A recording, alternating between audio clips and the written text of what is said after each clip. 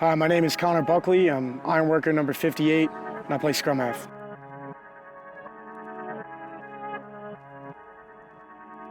My first impression of rugby actually was I didn't really like it much. My cousins had played it. That was about the only exposure I had to it. I just probably thought it was weird at first. Definitely looked violent. I went out for Rockaway Rugby Club in my hometown. I was 13 years old. I was a big fan of football at the time, playing a lot of football. And yeah, I only really went to one rugby practice, and I guess I just didn't really get it at first and wasn't totally into it. So I stuck with football for a while. Went on to Xavier High School the following fall, played more football. And my friends and some coaches convinced me to play rugby in the spring. John Kelly, he was my freshman football coach.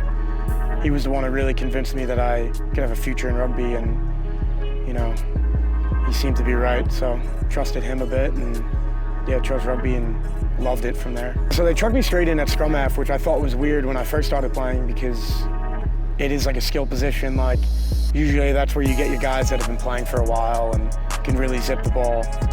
So I have a lot of coaches to thank for putting me there when I was younger, because it was sort of just a trial by fire. Like I had to learn all those skills very quickly to be effective and to start. So yeah, I thank those coaches for that, because probably wouldn't fit anywhere else in the field.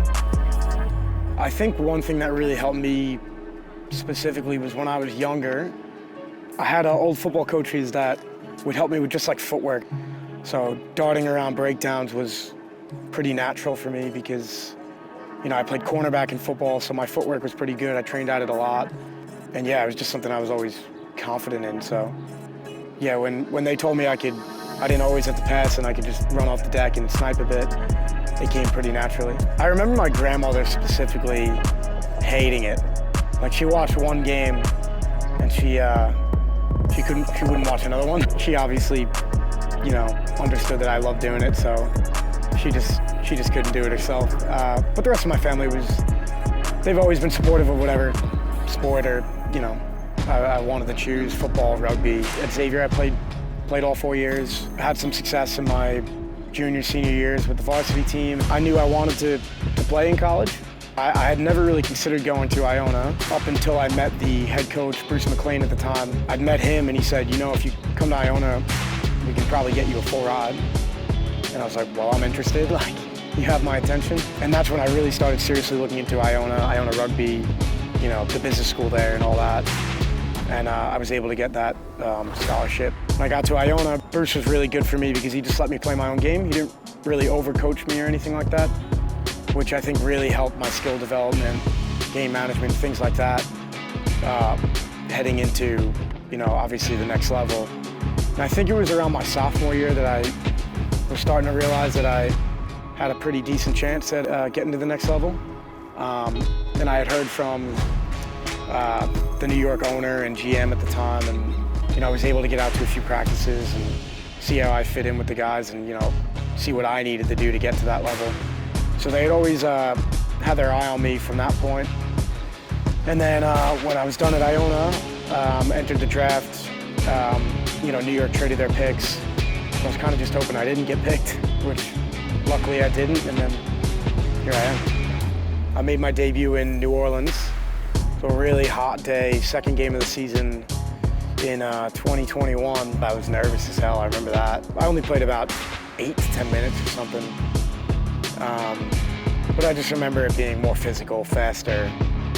You know, everything was just up a notch, but a bit surreal. Like, I was just soaking in the moment.